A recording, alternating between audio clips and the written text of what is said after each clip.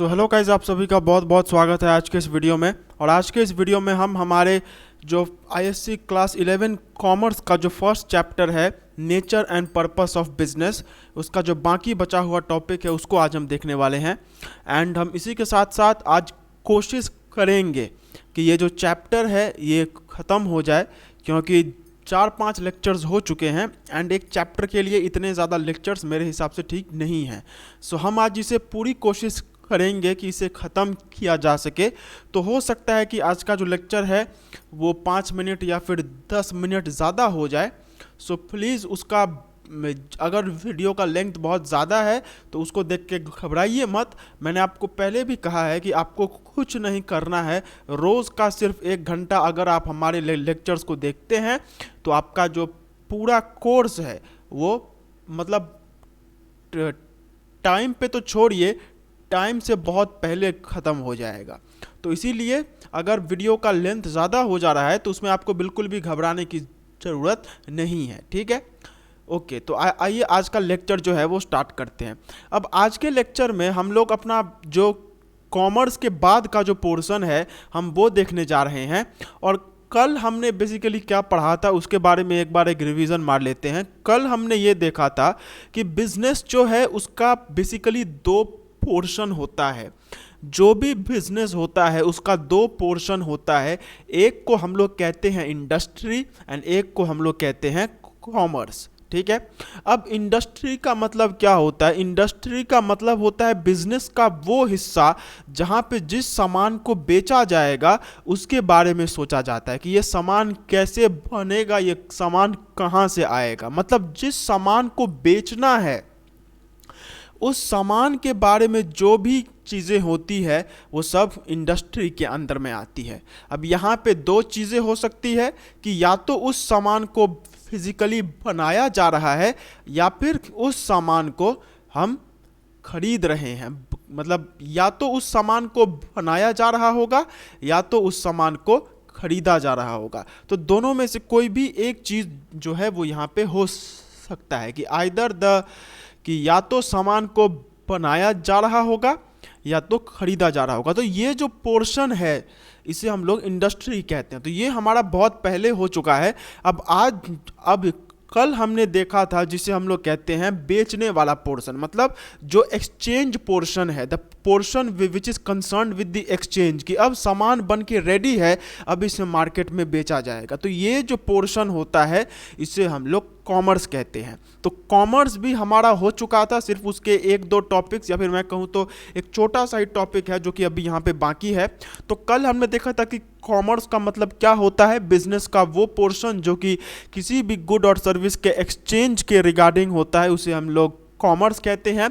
अब कॉमर्स का कैरेक्टरिस्टिक्स क्या होता है वो भी हमने देखा था, फंक्शंस क्या होते हैं वो भी हमने देखे थे।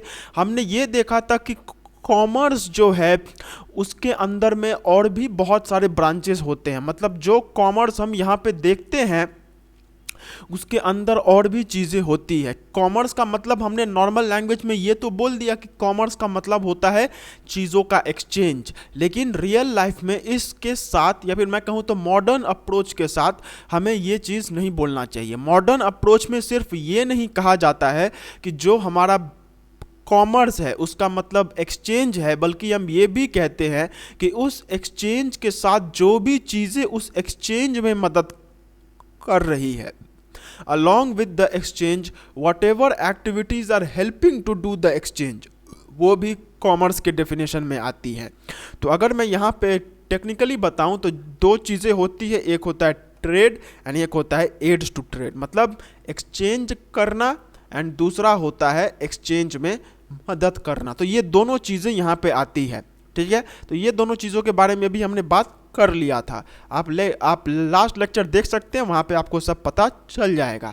अब आज के लेक्चर में हम लोग ये देखने वाले हैं कि कॉमर्स, ट्रेड एंड इंडस्ट्री, इनके बीच में रिलेशन क्या है। बेसिकली मैं अगर बात करूँ तो जो ट्रेड है वो कॉमर्स का ही एक पोर्शन हो जाता है। तो बेसिकली हम लोग यहाँ पे ये देखेंगे कि हमने अब तक ये तो समझ लिया कि बिजनेस जो है वो 2 पोर्शंस में बाकी रहता है। अगर ये एक बिजनेस का ब्लॉक होगा तो इसके मेनली 2 पोर्शंस होंगे। एक पोर्शन को हम लोग कहेंगे ट्रेड एंड एक पोर्शन को हम लोग कहेंगे कॉमर्स। सॉरी, एक पोर्शन को हम लोग कहेंगे इंडस्ट्री एंड एक पोर्शन को हम लोग कहेंगे कॉमर्स। तो अब इस कॉमर्स एंड इंडस्ट्री के बीच में क्या रिलेशन है वो हमें देखना है। What is the relation between this industry and commerce, we need to see that. तो आइए उसी को हम लोग आज देख रहे हैं। So industry, commerce and trade are closely related to one another due to the following reasons. Industry provides goods and services for distribution by commerce. No commercial activity is possible in the absence of production by industry. Thus, industry provides the base for commerce and serves as the backbone of commerce. अब देखिए commerce का मतलब क्या होता है कि जो चीज़ें बनी हैं उन चीज़ों का एक्सचेंज, जो चीज़ें बन के रेडी हो गई है उन चीज़ों का एक्सचेंज। तो अब आप खुद यहाँ पे समझ सकते हैं कि कॉमर्स जो है उन चीज़ों का एक्सचेंज कर रहा है जो कि इंडस्ट्री में मैन्युफैक्चर हो रही है। Commerce is concerned with those commodities which are manufactured in the industry. तो अब यहाँ पे क्वेश्चन यही आ जाता है कि अगर इंडस्ट्री नहीं रहेगी तो कॉमर्स भी नहीं रहेगा। क्यों? क्योंकि जब बांस ही नहीं रहेगा तो बांसुरी किसका बजेगा। इसी तरीके से जब इंडस्ट्री ही नहीं रहेगी तो कॉमर्स के पास भी कोई सामान नहीं रहेगा जिसका वो मार्केट में एक्सचेंज करवाएगा। सो इंडस्ट्री है इसीलिए कॉमर्स है। ठीक है, तो पहला बात तो यही है कि इंडस्ट्री से कॉमर्स का जन्म होता है। Industry is the base and उसके ऊपर में कॉमर्स होता है।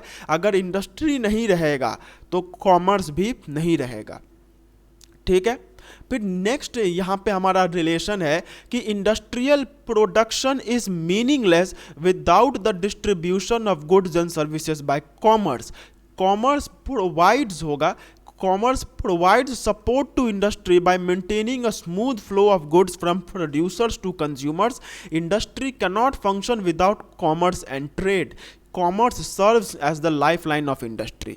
मतलब हमने पहले में तो ये देखा कि कॉमर्स जो है वो इंडस्ट्री के बगैर नहीं रह सकता है, क्योंकि इंडस्ट्री में जिन सामानों को बनाया जाता है उन्हीं सामानों को कॉमर्स में हम लोग एक्सचेंज करते हैं। अब यहाँ पे एक और बात बताई गई है कि जो इंडस्ट्री है वो भी कॉमर्स के बिना नहीं रह सकता है। क्यों? क्योंकि अगर हम सिर्फ सामान बना के छोड़ देते हैं और सामान का एक्सचेंज ही नहीं होता है, सामान का मार्केट में मार्केटिंग नहीं होता है, कोई भी कमर्शियल एक्टिविटी नहीं होता है उस सामान को लेके, तो फिर वो सामान बनाने का फ़ायदा ही क्या हुआ। मैंने अपने फैक्ट्री में बहुत क्वांटिटी में सामान बना करके रखा हुआ है, लेकिन उस सामान का मार्केटिंग ही नहीं हो रहा है, उस सामान को लोग खरीदना नहीं चाहते, उसका एक्सचेंज ही मार्केट में नहीं हो रहा है, तो फिर उसको बनाने का क्या फ़ायदा है।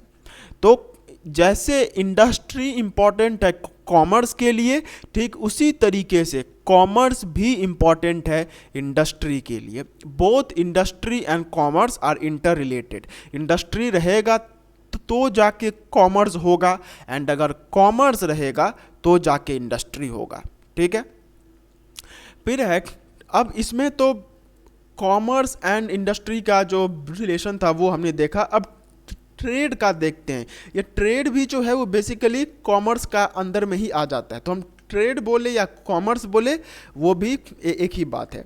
सो commerce provides trade provides the necessary support to industry by serving as a link between producers and consumers. Trade provides the base for auxiliary activities such as transportation, warehousing, banking, insurance. मतलब ये point जो है ये उतना ज़्यादा ज़रूरी नहीं है, क्योंकि ट्रेड जो है वो इवेंचुअली कॉमर्स के अंदर में ही आता है। तो हमें सिर्फ कॉमर्स एंड इंडस्ट्री के बीच में जो रिलेशन है सिर्फ वो जानना है, एंड वो हम जान चुके हैं कि जब इंडस्ट्री रहता है तो कॉमर्स को वो सामान मिलता है जिसका उसे मार्केटिंग करना है, एंड जब कॉमर्स रहता है तो ही इंडस्ट्री प्रोडक्शन कर पाती है, क्योंकि अगर कॉमर्स नहीं रहेगा तो प्रोडक्शन करके भी कोई फ़ायदा नहीं होगा, सामान बन के सिर्फ रह जाएगा, उस सामान को कोई खरीदेगा ही नहीं। ठीक है, अब ये जो इंटरडिपेंडेंस है दोनों के बीच में, इसे हम लोग यहाँ पे देखते हैं। तो पहला तो यही है कि कॉमर्स और इंडस्ट्री के बीच में क्या डिफरेंस है। तो देखिए, जो इंडस्ट्री है वो कॉमर्स के लिए एक बेस बनाती है, एंड कॉमर्स जो है वो इंडस्ट्री को एक आउटलेट देती है। ठीक है, एंड अगर यही चीज़ ट्रेड के साथ बात करें तो यहाँ पे भी आप देख सकते हैं कि कॉमर्स भी इंडस्ट्री को provide outlet and in trade भी इंडस्ट्री को प्रोवाइड्स आउटलेट। इंडस्ट्री भी ट्रेड को बेस प्रोवाइड करती है। तो अगर देखा जाए तो आपके सिलेबस के हिसाब से यहाँ पे ट्रेड को भी इंक्लूड किया गया है, लेकिन रियली अगर सही में देखा जाए तो ये जो ट्रेड है वो कॉमर्स के अंदर में ही आता है। तो बेसिकली हमें यहाँ पे सिर्फ इंडस्ट्री एंड कॉमर्स, इन दोनों के बीच में जो रिलेशन है हमें सिर्फ इन्हीं को देखना है। एंड वो रिलेशन हम जान चुके हैं कि इंडस्ट्री रहता है तो जाके कॉमर्स होता है, एंड कॉमर्स हो रहा है इसलिए इंडस्ट्री है। अगर सामान ही नहीं बनेगा तो फिर कॉमर्स किस चीज़ का होगा, एक्सचेंज किस चीज़ का होगा, एंड जब एक्सचेंज ही नहीं होगा तो फिर बना के क्या फ़ायदा होगा। तो दोनों इस एक दूसरे के ऊपर में इंटरडिपेंडेंट है। ठीक है, ये बात समझ में आ गया। अब जो नेक्स्ट हमारा टॉपिक है वो है बिजनेस ऑब्जेक्टिव्स। अब तक हमने समझ लिया कि बिजनेस क्या होता है। बिजनेस का मतलब होता है एक ऐसा इकोनॉमिक एक्टिविटी जहाँ पे दो चीज़ें की जा सकती है, या तो किसी भी सामान को कम दाम में बनाकर ज़्यादा दाम में बेचा जाता होगा, या तो किसी चीज़ को कम दाम में खरीद कर ज़्यादा दाम में बेचा जाता होगा। ठीक है, ये होता है बिजनेस। अब बिजनेस के दो पार्ट्स होते हैं, एक उस सामान का मैन्युफैक्चरिंग या फिर उस सामान का प्रोक्योरमेंट, वो इंडस्ट्री कहलाता है, एंड दूसरा कॉमर्स, मतलब एक बार वो सामान बन के रेडी हो गया तो फिर उसके बाद उस सामान को मार्केट में बेचना, बेचने के लिए, एक्सचेंज करने के लिए जो भी एक्टिविटीज़ ज़रूरी होती है वो सब कॉमर्स के कैटेगरी में आता है। तो ठीक है, तो ये हम समझ चुके हैं। अब हम देखेंगे कि हम बिजनेस जो करते हैं, जो भी हमारा बिजनेस होता है वो किस लिए किया जाता है, why do we do business, business के ऑब्जेक्टिव्स क्या होते हैं। तो देखिए, बिजनेस के जो ऑब्जेक्टिव्स होते हैं वो बेसिकली तीन कैटेगरीज में बांटे जाते हैं। पहला होता है इकोनॉमिक ऑब्जेक्टिव्स, मतलब इकोनॉमी के लिए वो क्या रखता है। हमारा जो इकोनॉमी मतलब आप समझते होंगे कि एक कंट्री को जब मॉनिटरी टर्म्स में देखा जाता है, एक कंट्री का वो पोर्शन जिसे पैसों से देखा जाता है, जिसे हम लोग अर्थव्यवस्था कहते हैं, उसे हम लोग इकोनॉमी कहते हैं। तो जब एक कंट्री को हम पैसों के हिसाब से देखते हैं तो उस कंट्री को हम लोग इकोनॉमी कह देते हैं। तो इकोनॉमी के लिए क्या है, फिर सोसाइटी के लिए क्या क्या है, फिर जो आम आदमी है उसके लिए क्या क्या है, एंड नेशनल मतलब पूरे देश के लिए क्या क्या है। ऑल्दो अगर मैं इसमें बात करूं तो पहले दो जो हैं इकोनॉमिक एंड सोशल ऑब्जेक्टिव्स, यही दोनों कुछ सेंस बनाते हैं। ह्यूमन ऑब्जेक्टिव जो है वो सोशल ऑब्जेक्टिव के अंदर में ही आ जाता है, एंड नेशनल ऑब्जेक्टिव जो है वो भी कहीं ना कहीं इकोनॉमिक ऑब्जेक्टिव के अंदर में ही आ जाता है। बट आपका सिलेबस जो है उसके हिसाब से हमें चारों को अलग अलग करके पढ़ना होगा। जैसे हमने वहाँ पे भी देखा, जो ट्रेड है वो कॉमर्स के अंदर में ही आ जाता है, तो ट्रेड को अलग से कोई यहाँ पे हमें बोलने की ज़रूरत नहीं थी, लेकिन फिर भी यहाँ पे दे दिया जाता है।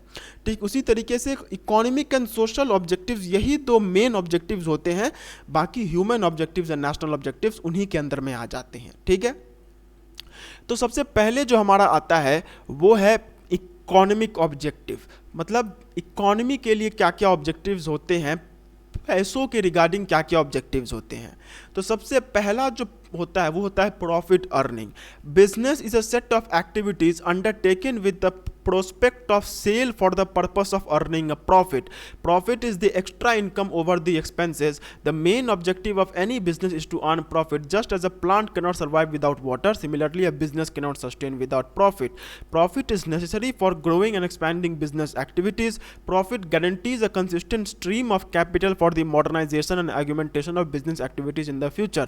Profits likewise shows the scale of stability, efficiency and advance of the business organization. तो सबसे पहली बात जो कि कोई भी बिजनेस ऑर्गेनाइजेशन का ऑब्जेक्टिव होता है, चाहे वो कितना ही छोटा क्यों ना हो, चाहे वो कितना ही बड़ा क्यों ना हो, माइक्रो से लेके लार्ज स्केल तक हर एक बिजनेस का हमेशा जो मेन एम रहता है वह है प्रॉफिट अर्निंग, मतलब मुनाफा कमाना, वो उनका मेन एम हमेशा से रहता है।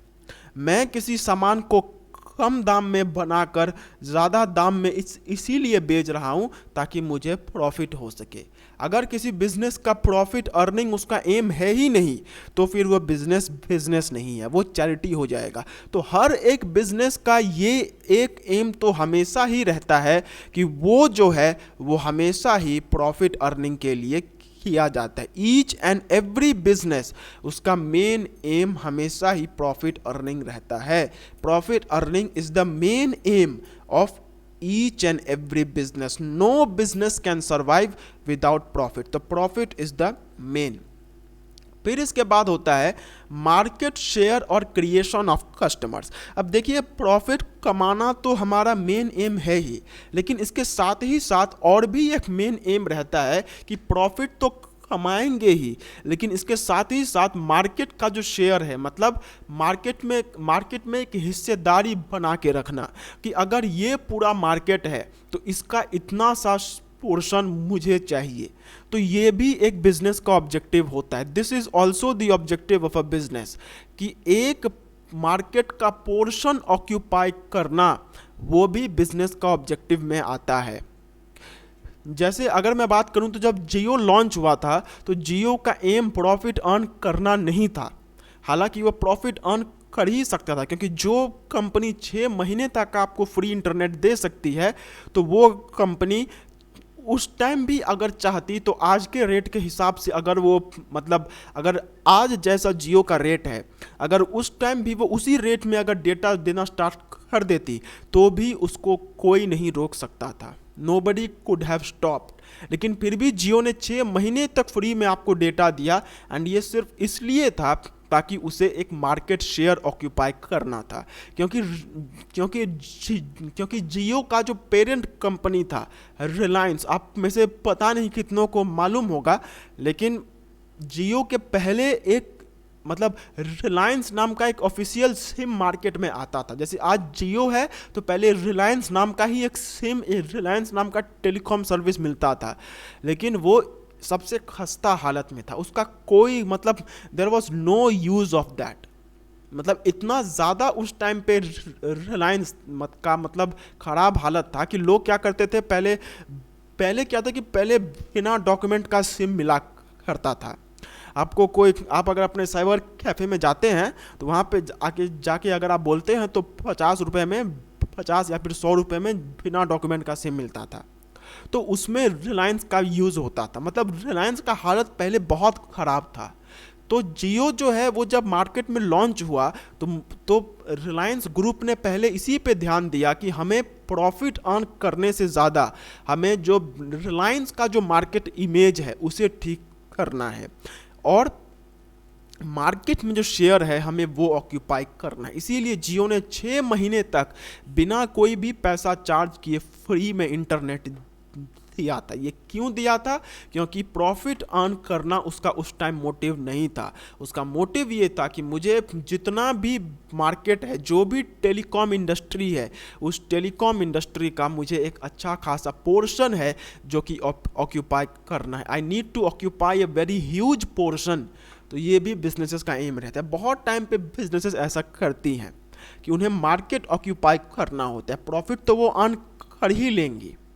ठीक है, तो ये भी एक ऑब्जेक्टिव होता है। फिर है innovation and utilisation of resources.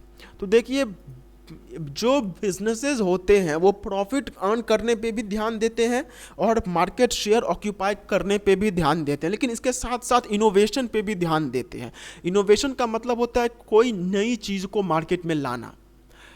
देखिए, आपका जो प्रोडक्शन है वो हमेशा ही होता रहेगा, लेकिन प्रोडक्शन करने से भी ज़्यादा बड़ी बात हो जाती है कि आप कितना एफिशिएंटली प्रोडक्शन कर पा रहे हैं।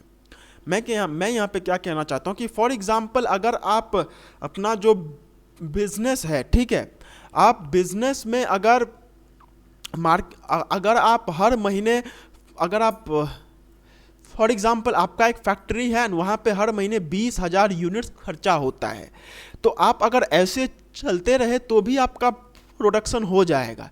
लेकिन 20,000 यूनिट से अगर ऐसा हो जाए कि सिर्फ 18,000 यूनिट में आपका उतना ही काम हो सकता है। 18,000 किलोवाट अगर आप बिजली जो है वो खर्चा करते हैं एंड उसी में आपका जो काम है वो पहले की तरह ही हो जाता है, तो ये तो बहुत अच्छा बात होगा। तो मैं क्या कहना चाहता हूँ कि बिजनेसेस सिर्फ ये नहीं देखते हैं कि प्रोडक्शन करो और पैसा कमाओ, इसके साथ ही साथ वो और भी चीज़ों पे ध्यान देते हैं, जैसे इनोवेशन, कि कुछ नया लाया जाए। एंड ये सबसे ज़्यादा हम फ़ोन के इंडस्ट्री में देखते हैं कि कुछ नया हमेशा ही आता रहता है। कभी कोई फोल्डेबल फ़ोन आ जाएगा, तो कभी 4 कैमरे वाला फ़ोन, तो कभी किसी फ़ोन में लिक्विड कूलिंग जैसा फीचर आ जाता है। तो ये अलग अलग चीज़ें होती है। फिर इसके बाद है यूटिलाइजेशन ऑफ रिसोर्सेज। मतलब अब आप देखिए कि कोई भी फैक्ट्री क्यों ना हो, उस फैक्ट्री के पास जितना भी सामान होता है जिससे उसे मैन्युफैक्चरिंग करना होता है, वो हमेशा एक लिमिटेड अमाउंट में होता है। एंड ये आप अपने माथा में गांठ बांध के रख लीजिए कि ये आप इकोनॉमिक्स में भी सीखने वाले हैं कि हमारा जो रिसोर्सेज है, मतलब जिस चीज़ से हमें अपना गुजारा करना है, वो बहुत लिमिटेड है, लेकिन उसके मुकाबले में हमारे जो नीड्स हैं, हमारा जो वांट है, वो बहुत ज़्यादा है। इसीलिए हमें हमेशा ही कम से कम क्वांटिटी में रिसोर्सेज को यूज़ करके मैक्सिमम आउटपुट पे ध्यान देना चाहिए। तो यूटिलाइजेशन ऑफ रिसोर्सेज जो है, ये भी बिजनेसेस का एक बहुत ये एम रहता है कि जो सामान हमारे पास है उस सामान को सबसे बेस्ट पॉसिबल वे में, ताकि कम से कम यहाँ पे वेस्टेज हो और मैक्सिमम आउटपुट निकल सके, तो हमें इस तरीके से उन्हें इस्तेमाल करना है। ठीक है। नेक्स्ट है इंक्रीजिंग प्रोडक्टिविटी। ये भी एक बहुत बड़ा बात है कि भाई हम सिर्फ सामान बनाने पे ध्यान नहीं देंगे, हम इस पे भी ध्यान देंगे कि ये सामान और ज़्यादा कैसे बनाया जा सकता है। जैसे इस महीने अगर हमने क्या हुआ, इस महीने अगर हमने 3,000 बुक्स प्रिंट किए हैं, तो हमारा एम रहेगा कि अगले महीने हम 4,000 बुक्स प्रिंट करें। तो ये भी बिजनेसेस ध्यान देती है कि उनका जो प्रोडक्शन है वो इंक्रीज हो, फिर उसके बाद जो कॉस्ट है वो कम हो। ये भी देखा जाता है कि वो कौन सा तरीका है जहाँ से कम पैसों में मैं अपना सामान बनवा सकता हूँ, तो इस पे भी ध्यान दिया जाता है। ठीक है। तो ये सब था कि जो बिजनेसेस होती हैं वो बेसिकली पैसे कमाने के लिए, मतलब जो उनका मेन कैरेक्टर है, इकोनॉमिक कैरेक्टर, वो उसके लिए वो लोग क्या क्या करती हैं, मतलब बेसिकली पैसों से रिलेटेड जो भी चीज़ें होती हैं उनके लिए वो लोग क्या क्या करती हैं। अब आता है सोसाइटी के लिए, मतलब जो सोसाइटी में एक बिजनेस ऑपरेट होता है, तो उस सोसाइटी के लिए वो क्या क्या ऑब्जेक्टिव्स रखता है, वो भी हमें यहाँ पे देखना पड़ेगा। तो सबसे पहले जो हमारा आता है वो है providing goods and services at reasonable price. ये चीज़ आपको भी हमेशा बिजनेस ध्यान करते हुए रखना होगा कि देखिए हमारा जो कंज्यूमर है वो हमारे सामान से खुश है, लेकिन वो और खुश हो सकता है अगर वही सामान उसे और कम दामों पे दिया जाए। तो हमें बिजनेस करते वक्त इस बात का भी ध्यान रखना होता है कि जो भी हमारा कस्टमर है, कस्टमर को कम से कम दाम पे अच्छा से अच्छा सामान मिल सके। ये भी बिजनेस इस बात का ध्यान रखती है, क्योंकि जब कंज्यूमर को कम दाम पे अच्छा सामान मिलेगा तो वो हमारे बिजनेस का एक ग्रोथ में एक बूस्ट लाएगा। तो बिजनेसेस इस पे भी ध्यान देती है कि रीजनेबल प्राइस, मतलब कम दाम नहीं या फिर ज़्यादा दाम भी नहीं, जो उस प्रोडक्ट के लिए ठीक है उस दाम पे सामान को देना, ये बहुत ज़्यादा इम्पॉर्टेंट होता है। अब फॉर एग्जांपल एक 3 रुपये का पेन है, लेकिन मैं उसे 10 रुपये में बेच रहा हूँ, तो इज़ दैट फेयर? नो। तो फेयर प्राइस पे हमें हमेशा सामान देने के ऊपर में ध्यान रखना चाहिए, क्योंकि जब किसी कंज्यूमर को फेयर प्राइस में सामान मिलता है तो उससे हमारा इकोनॉमी का ग्रोथ बहुत ज़्यादा होता है। फिर इसके बाद आता है एम्प्लॉयमेंट जनरेशन, कि सोसाइटी में जो भी लोग काम करते हैं उनमें एम्प्लॉयमेंट जनरेट हो, क्योंकि जब अगर बिजनेसेस नहीं होंगे तो एम्प्लॉयमेंट कौन जनरेट करेगा?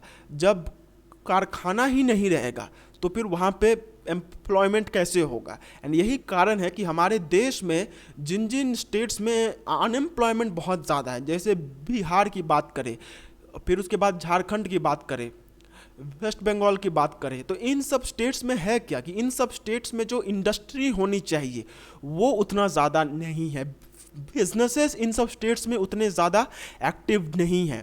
इसीलिए इन सब स्टेट्स में जो एम्प्लॉयमेंट है वो बहुत कम है। तो एम्प्लॉयमेंट जनरेशन के ऊपर में भी बहुत ज़्यादा फोकस होता है कि हमें नौकरियां जनरेट करनी है। That is also an objective of business. ठीक है, फिर है फेयर रेम्यूनरेशन टू एम्प्लॉयज़। अब देखिए, सिर्फ लोगों को नौकरी दे देंगे उससे नहीं होगा, एक ठीक दाम पे नौकरी देना चाहिए। मतलब ऐसा नहीं होना चाहिए कि लोग हमारे पास नौकरी मांगने आए एंड उन लोगों ने कहा कि सर हमें 500 रुपये पर डे के हिसाब से नौकरी चाहिए, लेकिन हमने कहा देखो भाई मैं तो सिर्फ दूंगा 350 रुपये पर डे, अब काम करना है तो करो और काम नहीं करना है तो जाओ।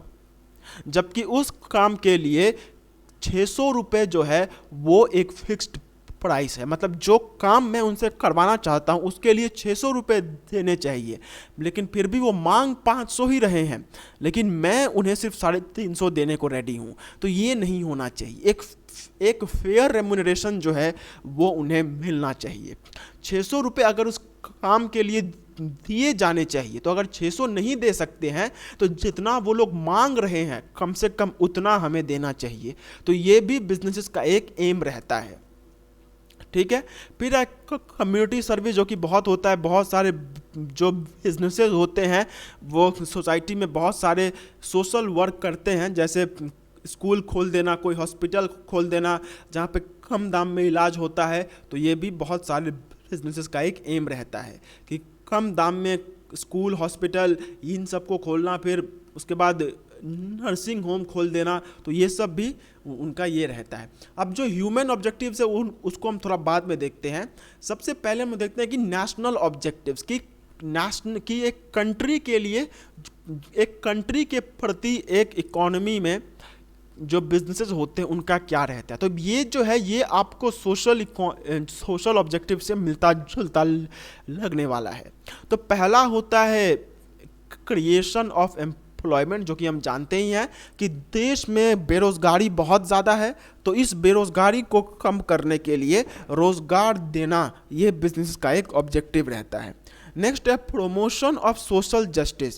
A responsible citizen should ensure that all business partners have equal opportunities. They must also ensure that workers have equal access to opportunities for work and advancement. This objective requires the special attention to be paid to the backward and weaker sections of the society. मतलब social justice का मतलब क्या है कि society के प्रति हमें एक जस्ट मैनर में होना चाहिए, जो कि मैंने आपको वहाँ पे बताया था कि वो लोग 500 रुपये पर महीने पर डे के हिसाब से मांग रहे हैं एंड मैं सिर्फ 350 देने को रेडी हूँ।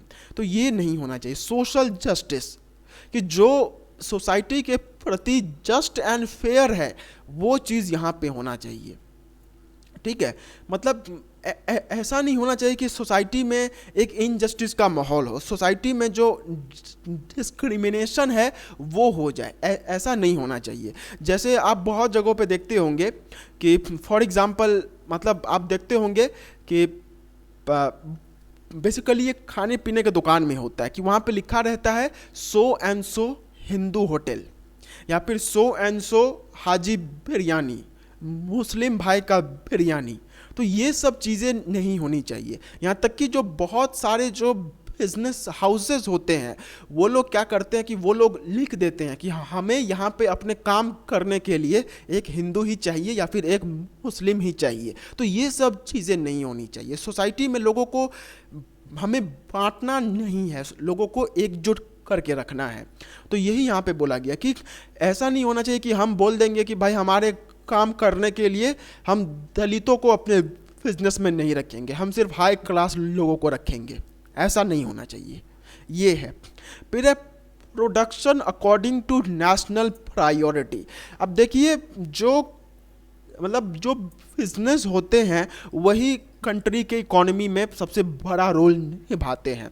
तो हमें जो प्रोडक्शन है वो इस हिसाब से करना चाहिए कि हमारे कंट्री को जितना ज़रूरत है हमें उस हिसाब से बनाना चाहिए। मतलब ऐसा नहीं होना चाहिए कि हमारे कंट्री को, फॉर एग्जांपल ये, मतलब मैं यहाँ पे क्या बताऊँ, फॉर एग्जांपल हमारे कंट्री को 1000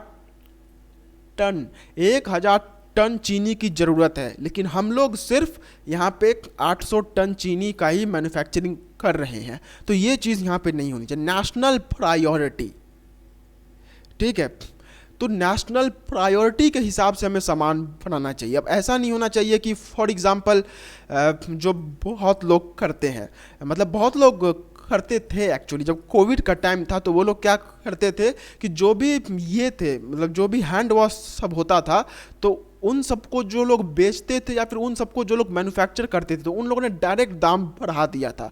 70 रुपये का हैंड वॉश मिनिमम 120-100 रुपये में मिलता था। तो ये चीज़ें नहीं होनी चाहिए। नेशनल प्रायोरिटी कि देश को जिस टाइम पे जैसा ज़रूरत है वो भी उस टाइप के हिसाब से सामान होना चाहिए, ठीक है। एंड इसके बाद आता है contribution to the revenue of the country. अब आपको ऐसा सामान बनाना है जो कि कंट्री के रेवेन्यू में, जो कि देश का जो नेशनल इनकम होता है उसमें उसका कंट्रीब्यूशन होना चाहिए। आपको ऐसी चीज़ें नहीं बनानी चाहिए जिसका कंट्रीब्यूशन जो है वो हमारे देश की इनकम में नहीं होता है। You should always manufacture those goods जिनको बेच के जो पैसा आता है उसका कुछ पोर्शन जो है वो देश के इकोनॉमी में जाता है, ठीक है। एंड नेक्स्ट है self sufficiency and export promotion. मतलब जो भी बिजनेस हाउसेज हैं उनको सेल्फ सफिशिएंट, जिसको हम लोग अभी बहुत ही ज़्यादा इसको बढ़ावा दिया जा रहा है, एंड वो है आत्मनिर्भर भारत। मतलब हम अपने में ही सब कुछ बनाएंगे, हमें जो भी चीज़ें बनानी है वो हम खुद से बनाएंगे, बाहर से कुछ भी नहीं लेंगे।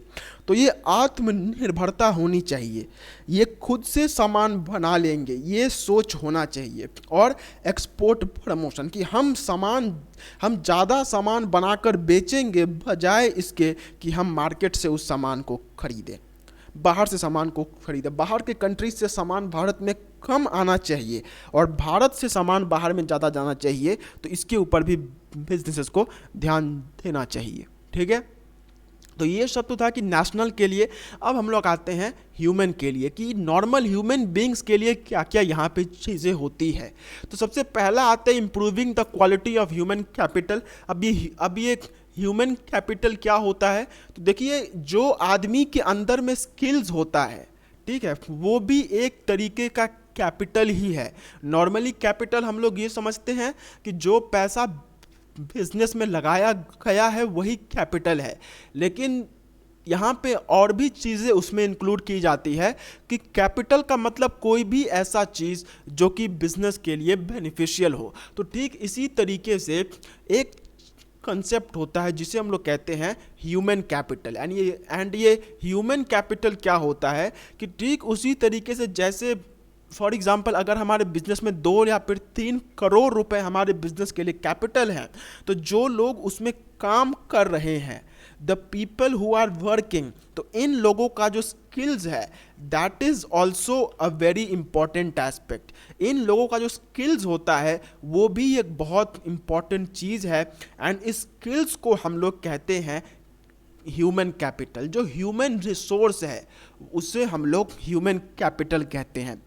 तो ये जो बिजनेस हाउसेस होते हैं ये लोग ह्यूमन कैपिटल को इम्प्रूव करने के लिए, मतलब जो लेबर का स्किल्स है उसे और बेटर करने पे ये लोग अपना काम करते हैं। जैसे ये लोग कोई भी कंपनी में आप जाएं तो आप अगर पहले दिन से आपको मेन काम नहीं करने दिया जाता है, आपको पहले सिखाया जाता है। तो ये जो ट्रेनिंग हो रहा है ये बेसिकली है क्या, ये आपका ह्यूमन कैपिटल को इम्प्रूव कर रहा है। This is improving your human capital. तो ये जो quality of human capital improve करना, लोगों के अंदर में स्किल्स इम्प्रूव करना, ये भी बिजनेस का एक ऑब्जेक्टिव होता है।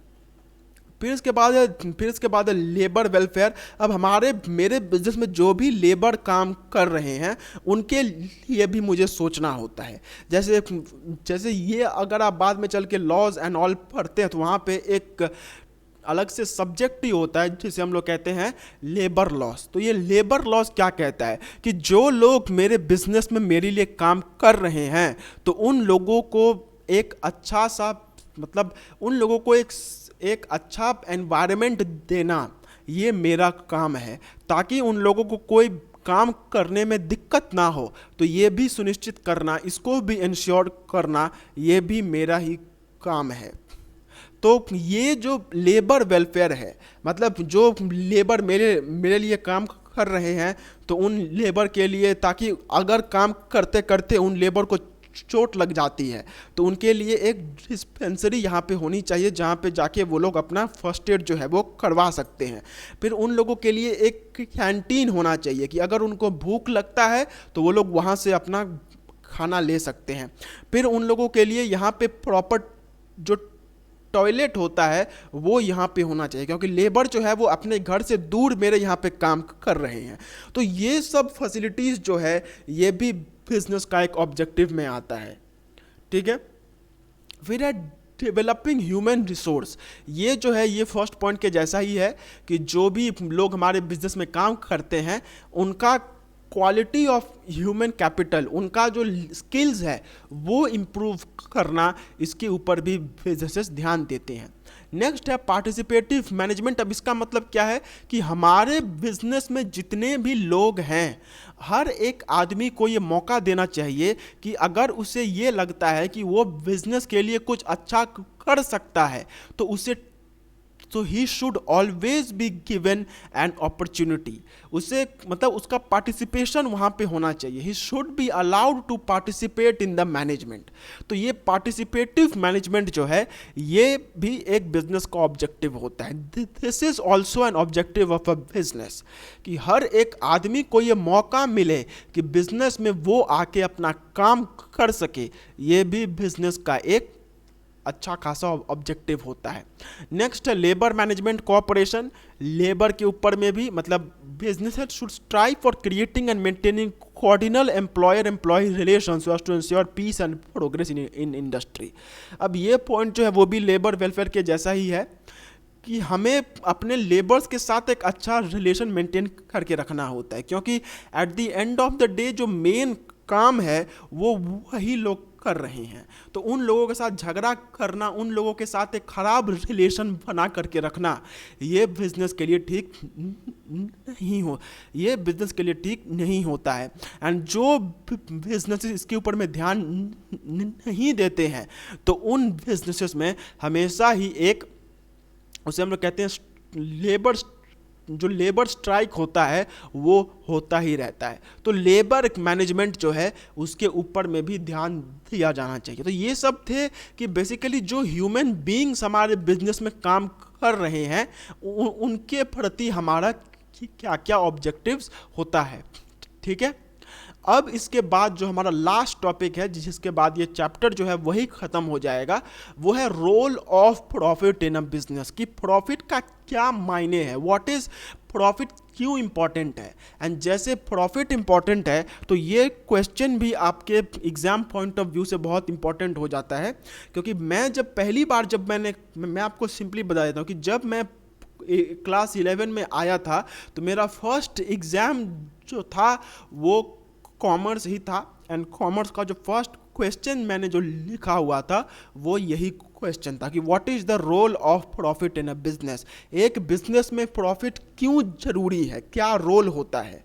तो ये क्वेश्चन आपके लिए बहुत इंपॉर्टेंट है। एंड मैं सिंपली बताऊं तो जब मैं अपना पहला यूनिट टेस्ट देने गया था तो मुझे मालूम भी नहीं था कि आज यूनिट टेस्ट है, ठीक है। मैं ऐसे ही चला गया था। मैं क्लास में जाके अपने दोस्तों से पूछ रहा हूँ कि आज यूनिट टेस्ट है क्या, तो वो लोग मेरे पे हंस रहे हैं।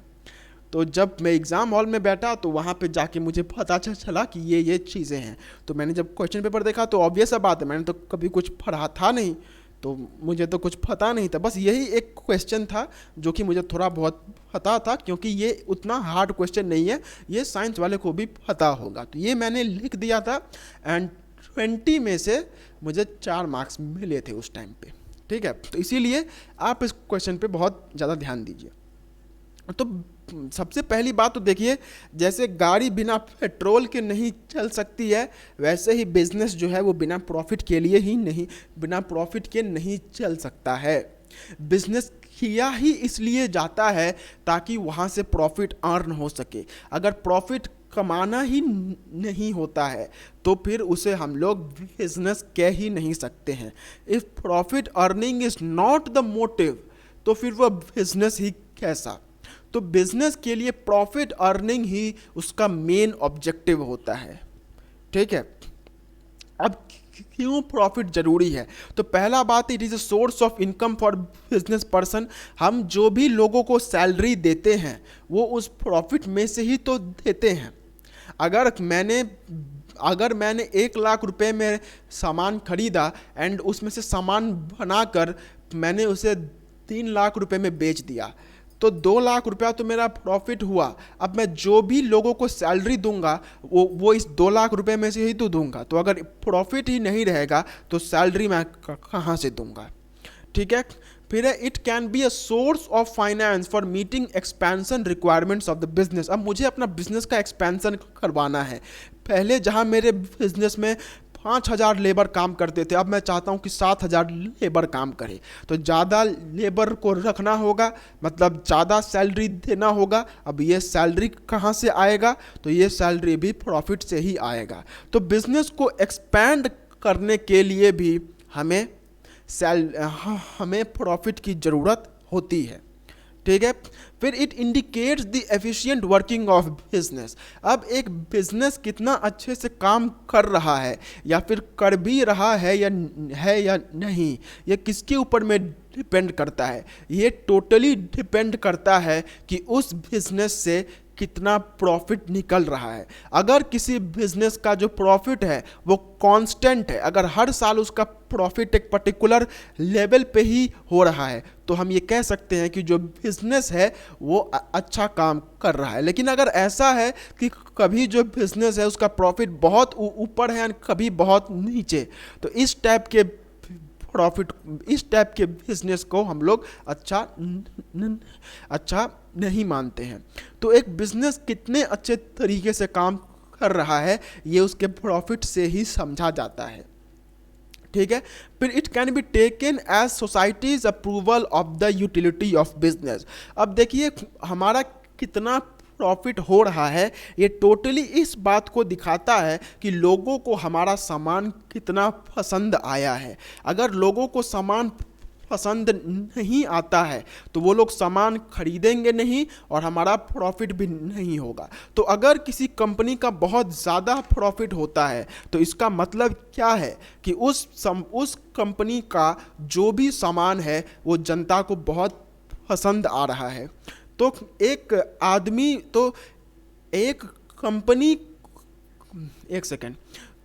कंपनी को सोसाइटी ने कितना अप्रूव किया है, कितना उसका सामान लोगों को अच्छा लग रहा है, ये भी एक प्रॉफिट से ही हमें समझ में आता है, ठीक है। फिर it builds up the reputation of a business enterprise. Reputation भी बहुत होता है, जिस बिजनेस का जितना ज़्यादा प्रॉफिट उसका उतना ज़्यादा मार्केट में रेपुटेशन। एंड यही कारण है कि आज अगर मैं बात करूं तो रिलायंस टाटा का इतना अच्छा रेपुटेशन है। क्यों? क्योंकि ये लोग प्रॉफिट ही इतना ज़्यादा अर्न कर रहे हैं। तो प्रॉफिट जो है वो भी एक बहुत इम्पॉर्टेंट पार्ट है ये दिखाने के लिए कि बिजनेस का कितना रेपुटेशन है मार्केट में। ओके, सो इसी के साथ हमारा जो फर्स्ट चैप्टर था वो एंड हो जाता है, ठीक है। इसके बाद अब हम मिलेंगे अपने नेक्स्ट चैप्टर में एंड वहाँ से हम कंटिन्यू करेंगे। ये जो चैप्टर था ये चैप्टर आपके लिए बहुत ज़्यादा इम्पॉर्टेंट है क्योंकि ये जो चैप्टर है ये बेसिकली आपका एक बेसिक चैप्टर है। तो इसीलिए इस चैप्टर को आप बहुत ध्यान से देखिएगा एंड अगर हो सके तो अगर समझ में आता है तो बार बार इस चैप्टर को देखिए, नहीं तो फिर मैं डाउट क्लियर करने के लिए तो कमेंट सेक्शन में हूँ ही। एंड ये हम यहीं से देख सकते हैं कि इसका जो सिलेबस है वही यहाँ तक है, इतना बड़ा सिलेबस है। तो इसीलिए चैप्टर भी बहुत बड़ा था। कोई नहीं, फाइनली ये चैप्टर एंड हो गया है। सो अब हम अपने अगले चैप्टर की ओर बढ़ने वाले हैं, ठीक है। तो मिलते हैं एक अगले लेक्चर में एक अगले चैप्टर के साथ। तब तक के लिए बहुत बहुत ध्यान रखिएगा अपना। Do take very good care of yourself. Have a very nice day. Take care of yourself. Bye. जय हिंद।